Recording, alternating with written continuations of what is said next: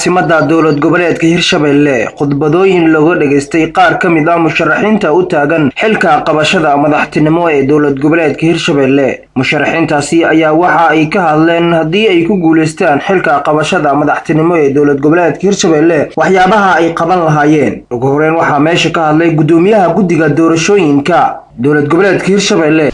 waxaan u soo jeedinaynaa ama ka codsanaynaa xildhibaanada sharafta leh iyo marti sharafta kaleba khudbadan waxay muhiimad weyn u leedahay hadday ahaa lahayd dadka mas-uuliyiinta oo kala qaybooda kala duwan inta fadhiya ee hadday ahaa lahayd golaha baarlamaanka intaba si ay u xushaan cidda ay u dooranayaan mansiirkooda aada ayay muhiim u tahay.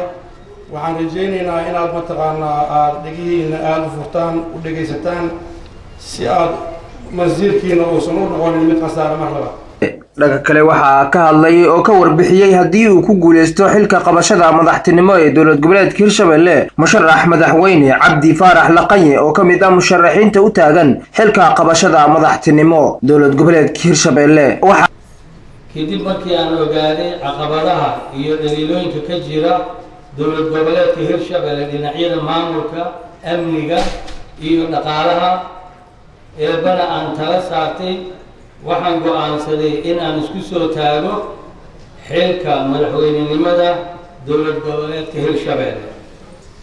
maamul wanaag iyo dhismo xukuumad tayo leh, nabadgelyada iyo xasiloonida degmooyinka Hirshabelle, garsoorka iyo hirgelinta sharciga, dhab u heshiisiinta, dib u dhiska Hirshabelle, kobcinta dhaqaalaha, adeega arrimaha bulshada. waxaan doonayaa haddii aad isiisaan codka kalsoonidiina oo ah awoodda aad u leedihiin in aad isbeddel dhab ah samaysaan, waxaan ahmiyadda koowaad siin doonaa arrimaha soo socda oo ah aragtida ku salaysan sida ummad looga rari lahaa xaalad qalafsan dhan kasta ee ay ku jirto. waxaa kaloo ka warbixiyay haddii uu ku guuleysto madaxtinimada dowlad goboleedka Hirshabelle Maxamed Cabdi Waare oo asagana ka mid ah musharaxiinta u taagan xilka qabashada madaxtinimo dowlad goboleedka Hirshabelle. anigu waxaan damacsanahay horta wax walba markii beer la aadayo yaambaa la qaataa.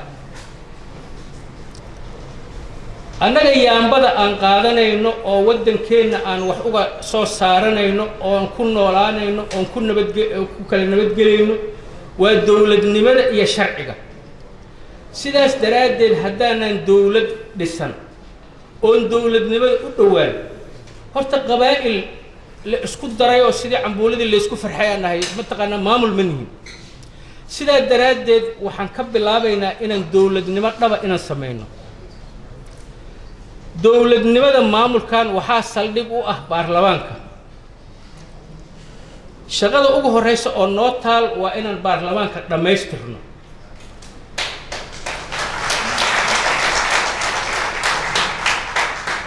waxaad ogsoon tihiin ood xodogaal u tihiin baarlamaanku waa qabyo, sida lagu dhammaystiraane waa sida haddoon wada joogno naga soo baxda. sababta waxa waaye waqtigii baarlamaanka la dhisaayay iyo sababta qabyada keentay xodogaalaad u tihiin waa iyadoon waqti loo hayn. waxaa ugu dambeeyay oo ka hadlay musharaxiinta codka laga dhageysanayay Dr. Cabdikariin Cali Nuur oo ah musharax u taagan xilka qabashada madaxtinimo dowlad goboleedka Hirshabelle. magacaygu waa Cabdikariin Cali Nuur, waxaan ku dhashay magaalada Muqdisho, waxaan dugsi hoose dhexe uga baxay magaalada Muqdisho, waxaan high school ku bilaabay magaalada Nairobi, Kenya, waxaana ku dhamaystirtay dalka Mareykanka. maanta waxaan halkaan u taaganahay isla markaana sababay inaan isku soo sharaxo xilka madaxtinimada dowlad goboleedka Hirshabelle. waxay tahay jiritaan jirto cadaalad darro dhan walbana. cadaalad darradaasi waxay ka jirtaa kor iyo hoos, saqiir iyo kabiir, caami iyo ciroole. waxaan rabaa inaan soo celiyo cadaaladdaas haddii ilaahay subxaana wa tacaala ii saqiro kursigan.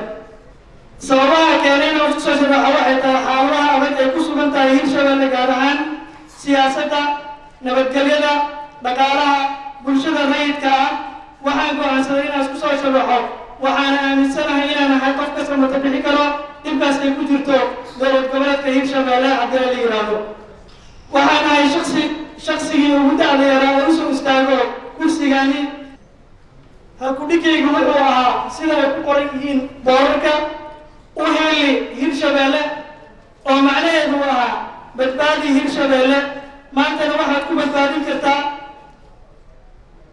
inaad codkaaga aad siiso ku aamintid shaksi aad taqaanid waxqabadkiisa kartidiisa iyo horumarkiisa inuu doonayo isbeddel sax ah oo dhab ah magaalada Jowhar ee caasimadda dowlad goboleedka Hirshabelle ayaa waxa indhaha ku haya kumanaan dadweyne ah iyaga oo ay ka dhorsugayaan maalinta Sabtiga ay fooday nagu soo hayso doorashada madaxtinimo ee dowlad goboleedka Hirshabelle doorashada ayaa waxa uu tartamaya ku dhawaad 8 musharax walow ay noqon doonto maalintaasi maalin lagu kala bixi doono oo hal musharax oo kaliya uu soo bixi doono oo noqon doono madaxweynaha dowlad goboleedka Hirshabelle Maxamed Yaasiin Mahdi Maxamed Qalfa TV-ga caalamiga ee magaalada Jowhar.